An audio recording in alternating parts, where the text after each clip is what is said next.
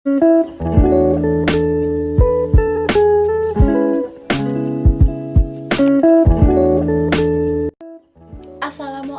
warahmatullahi wabarakatuh. Hai, kembali lagi nih bersama saya Siska Ferawati dari Universitas Islam Negeri Antasari Banjarmasin, jurusan Pendidikan Matematika tahun 2017.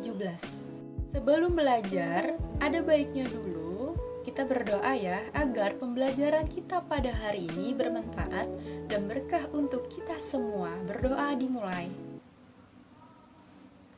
Selesai. Di video saya sebelumnya, kita sudah membahas tentang fungsi kuadrat dan persamaan kuadrat. Nah, di video kali ini kita membahas bab baru ya, yaitu bab tentang transformasi. Yang mana di sini saya hanya membahas dua saja. Yang pertama ialah transformasi refleksi dan transformasi translasi. Sebelum masuk ke materinya, terlebih dahulu saya akan memperlihatkan kepada kalian KD-nya.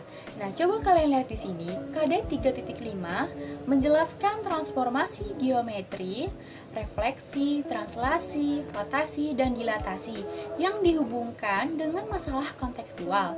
Lalu yang 4.5 menyelesaikan masalah kontekstual yang berkaitan dengan transformasi geometri, refleksi, translasi, rotasi, dan dilatasi. Lalu setelah KD, saya akan membacakan indikator pembahasan yang 3.5.1, yaitu menjelaskan definisi transformasi. Kemudian yang 3.5.2 menjelaskan transformasi refleksi. Lalu yang 3.5.3 memberikan contoh yang berkaitan dengan transformasi refleksi.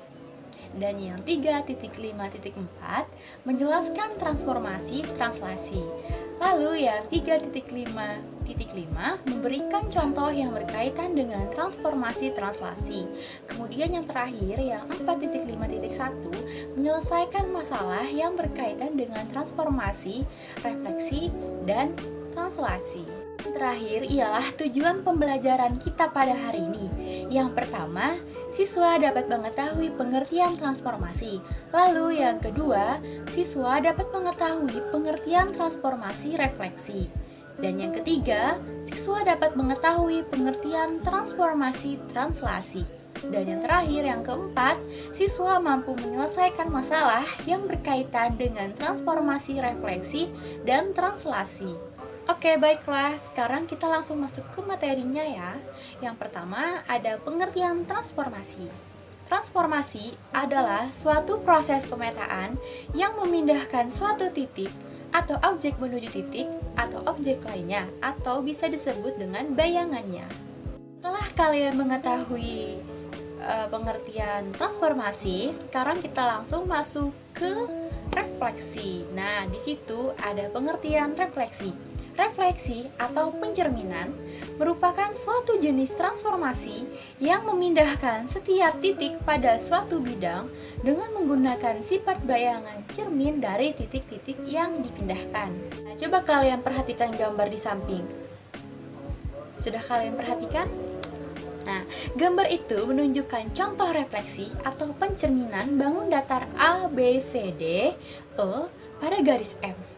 Perhatikan bahwa ruas garis yang menghubungkan titik dan bayangannya tegak lurus terhadap garis M. Garis M disebut garis refleksi untuk A, B, C, D, E, dan bayangannya ialah A aksen, B aksen, C aksen, D aksen, dan E aksen. Karena E terletak pada garis refleksi, titik awal dan bayangannya berada pada di titik yang sama. Jarak antara A terhadap garis M sama dengan jarak A aksen terhadap garis M. Begitu pula untuk titik sudut yang lainnya dan bayangannya yang memiliki jarak sama terhadap garis refleksi M. Jika diketahui sebarang titik dengan koordinat X, Y pada koordinat kartesius, maka koordinat bayangan hasil pencerminannya dapat dilihat pada tabel berikut ini. Coba kalian lihat tabel berikut ini. Setelah kalian memperhatikan tabelnya, coba kalian lihat pencerminan terhadap sumbu X. Titik koordinat bayangannya ialah X, negatif Y. Kemudian, pencerminan terhadap sumbu Y, titik koordinat bayangannya ialah negatif X, Y. Begitu juga seterusnya ya, kalian bisa lihat saja tabelnya. Nah, sekarang kita langsung masuk ke contohnya ya, agar kalian dapat memahaminya dengan baik. Yang pertama, segitiga ABC berkoordinat di A, yaitu negatif 1,1, B-nya negatif 1,3, dan C-nya 6,3. Gambar segitiga ABC dan bayangannya yang direfleksikan terhadap sumbu negatif X. Bandingkan koordinat titik-titik ABC dengan koordinat bayangannya. Nah, di sini saya akan menampilkan gambarnya. Kalian sudah lihat gambarnya? Perhatikan bahwa titik A berada satu satuan di atas sumbu negatif X. Nah, maka bayangannya adalah A aksen yang terletak satu satuan di bawah sumbu negatif X. Sedangkan titik B dan C berada pada 3 satuan di atas sumbu negatif X. Maka bayangannya adalah B aksen dan C aksen yang terletak 3 satuan di bawah sumbu negatif X. Dengan demikian, diperoleh koordinat masing-masing titik dan bayangannya adalah sebagai berikut. Jadi, A-nya ialah negatif 1,1, maka A aksennya atau pencerminannya ialah negatif 1, negatif 1. Lalu yang B-nya ialah negatif 1,3, maka B aksennya yaitu negatif 1, negatif 3. Kemudian yang terakhir yang C 6,3, maka C aksennya ialah 6, negatif 3. Tadi kita sudah membahas tentang refleksi, kemudian kita akan membahas tentang translasi. Tapi sebelum masuk ke translasinya, coba kalian perhatikan dulu ilustrasi berikut ini. Nah, ilustrasinya ialah Cerika pergi dari SV Cake menuju SV Butik menggunakan mobil.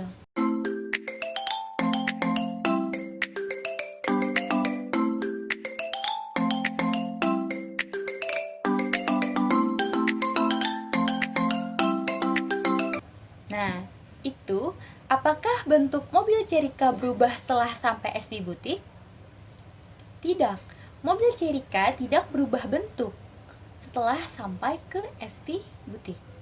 Lalu, apakah mobil Cerika mengalami perubahan posisi? Ya, mobil Cerika mengalami perubahan posisi.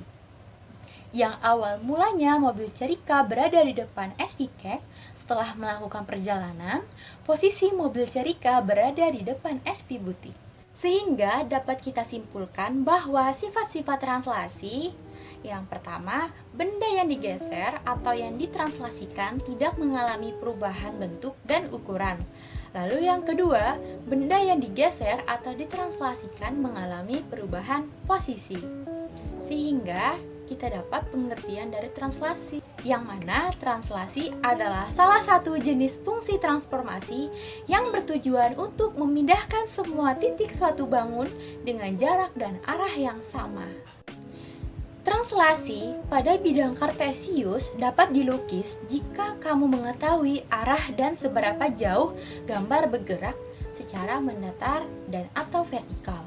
Untuk nilai yang sudah ditentukan A dan B, yakni A, B memindah setiap titik P, X, Y dari sebuah bangun pada bidang datar ke P aksen, X tambah A, Y ditambah B. Translasi dapat disimbolkan dengan X, Y, maka X tambah A, Y tambah B, dan itulah rumus translasi. Lalu, ini adalah arah-arah translasi yang perlu kalian ketahui. Kalian bisa lihat kan arah-arah translasinya seperti apa? Sekarang kita langsung masuk ke contoh soalnya ya. Coba kalian perhatikan gambar di samping.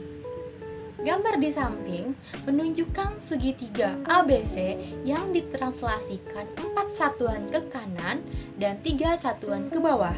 Hal ini dapat dinyatakan sebagai X, Y, maka X tambah 4, Y dikurang 3. Sekarang kita jawab ya, diketahui X, Y, maka X ditambah 4, Y dikurang 3. penyelesaian, koordinat bayangan hasil translasinya sebagai berikut. Titik A, negatif 3,1 ditranslasikan oleh 4 dan negatif 3, maka bayangannya negatif 3 ditambah 4, 1 dikurang 3, atau A-aksenya adalah 1, negatif 2. Kemudian yang titik B-nya, negatif 1,4 ditranslasikan oleh 4 dan negatif 3, maka bayangannya negatif 1 ditambah 4, 4 dikurang 3, atau B-aksenya adalah 3,1. Kemudian yang terakhir titik C, negatif 2, negatif 1 ditranslasikan oleh 4 dan negatif 3, maka bayangannya negatif 2 ditambah 4, negatif 1 dikurang 3, atau C-aksenya adalah 2, negatif 4. Sekarang saya akan memberikan contoh soal kontekstual kepada kalian yang soalnya seperti ini. Koordinat titik Q 1, negatif 6 ditranslasikan oleh 4 dan 4, kemudian ditranslasikan lagi oleh negatif 3 dan 5. Tentukan koordinat bayangan titik Q. Lalu kita akan jawab ya. Titik Q-nya ialah 1, negatif 6 ditranslasikan oleh 4 dan 4. Bayangannya 1 ditambah 4, negatif 6 tambah 4 sama dengan 5, negatif 2. Kemudian ditranslasikan lagi oleh negatif 3 dan 5. Maka bayangannya adalah 5 ditambah negatif 3, negatif 2 ditambah 5 sama dengan 2,3. Itu yang 1 tambah 4, negatif 6 tambah 4. Kita menggunakan rumus translasi ya. Kalian bisa lihat lagi materi translasi yang sudah saya jelaskan tadi. Nah, maka itulah soal kontekstual yang saya berikan kepada kalian. Semoga kalian bisa memahaminya dengan baik ya. Lalu yang terakhir saya akan memberikan kesimpulan. Nah, coba kalian lihat kesimpulannya. Saya akan tampilkan di sini ya. Sekarang pembelajaran kita telah berakhir ya. Kita ucapkan alhamdulillah terlebih dahulu. Alhamdulillah. Sekian penjelasan materi pada hari ini. Apabila ada salah dan hilaf, mohon dimaafkan. Wabillahi taufiq wal hidayah. Wassalamualaikum warahmatullahi wabarakatuh.